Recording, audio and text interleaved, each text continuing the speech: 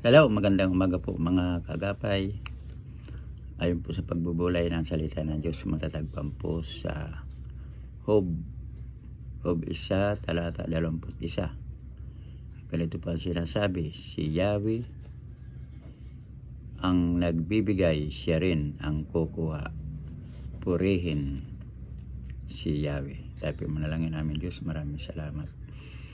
Gabayan po yung Banal na Espiritu, dapat lang pinagkalain, sambahin at pasalamatan sa pangalan ni Jesus. Amen.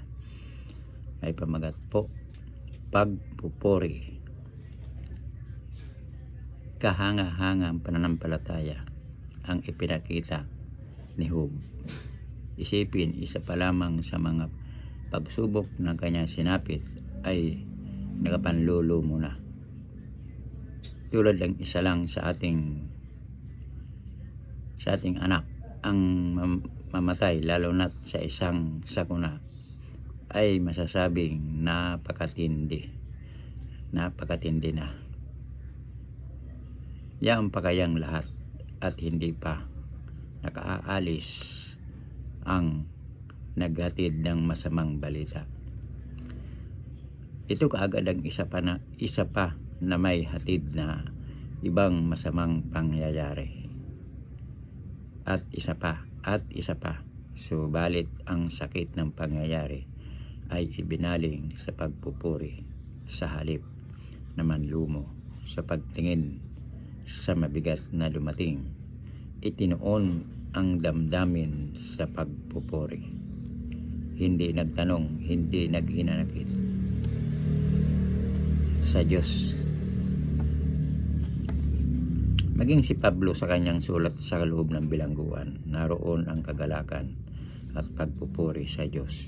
Sila ang mga taong naipagmamalaki ng Diyos, nagpapatunay ng kanilang pagtitiwala sa kanyang pagmamahal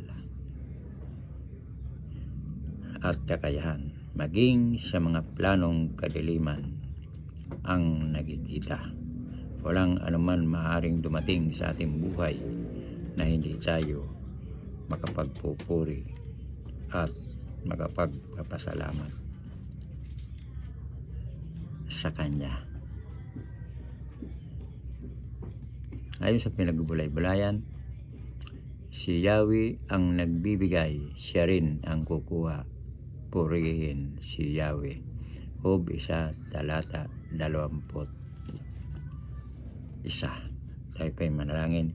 Amang Diyos, pinupuri ka namin. Salamat po na ang lahat ng bagay ay ginagawa mo sa ikabubuti namin. Amen. Maraming salamat po mga kagapay sa nakikinig na salita ng Diyos. Pagpalain po inyong buong sambayan. Diyan lamang po kayo magbabalik. Sa Diyos ang papuri. Bye-bye.